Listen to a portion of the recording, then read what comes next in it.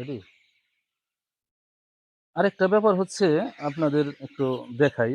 সেটা হলো এই যে আপনি যখন কাঠের গুঁড়া দিছেন এই গরমের দিনে, এই গরমের দিনে কাঠের গুঁড়াটা অতিরিক্ত মোটা করা যাবে না।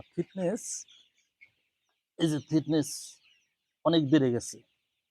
থিকনেস অনেক বড় হয়ে গেছে। এত করা যাবে না এইজন্যে এটা গরম হয়ে যায়। এই যে লিটারটা গরম হয়ে গেছে। লিটারটা গরম হলে এখানেও কিন্তু গ্যাস হবে এবং মুরগি থাকতে থাকতেও মুরগির একটা প্রবলেম হতে পারে। যার কারণে আমি কিন্তু এই লিটার খুবই পাতলা করে দিয়েছিলাম, খুবই মানে চিকন করে পাতলা করে দিয়েছিলাম। পাতলা করে দেওয়ার পরে যখন পায়খানা করতে থাকে, পায়খানা করতে এক সময় দেখা যায় মোটা করে ফেলে। তো মোটা করে ফেললে কি হবে? যেটা বললাম এই যে লিটার গরম, এই লিটার গরম হইলেই এই জায়গা গরম হয়ে যাবে। অতিরিক্ত গরম বা অতিরিক্ত গ্যাস হইলে মুরগি গরম ঠান্ডা লাগতে পারে। যার জন্য আপনাকে কি করতে হবে? এখানে কমাই দিতে হবে। এই যে এখান থেকে কমাই দিতে হবে।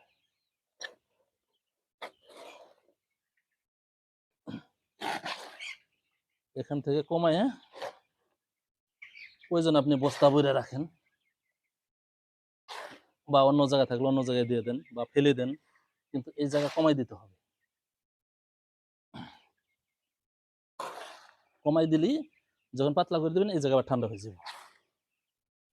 এই কাজটা কিন্তু আপনাদের করতে হবে। এই জায়গাটা কিন্তু গরম হয়ে গেছে। এই গরম কিন্তু রাখা যাবে না। আমিও কিন্তু পাতলা করে দিয়েছিলাম। পাতলা করে দেওয়ার পরে অলরেডি কিন্তু মোটা হয়ে গেছে। আর আমি দিয়েছি হলো দেখেন, আমি দিয়েছি তুষ আর হলো কাঠের গুঁড়া ২ টা মিলাই দিচ্ছি। ২ টা মিলাই দিলে তুষ আর কাঠের গুঁড়া মিলে এই লিটারটা ঠিক থাকে, এই যে ঝরঝরা থাকে। আর যদি শুধু আপনি তুষ দেন তাহলে পায়খানা দিয়ে কিন্তু আপনার তুষ লেটিয়ে ফেলবে। অনেকে বলে যে শুধু তুষ দিয়ে করি।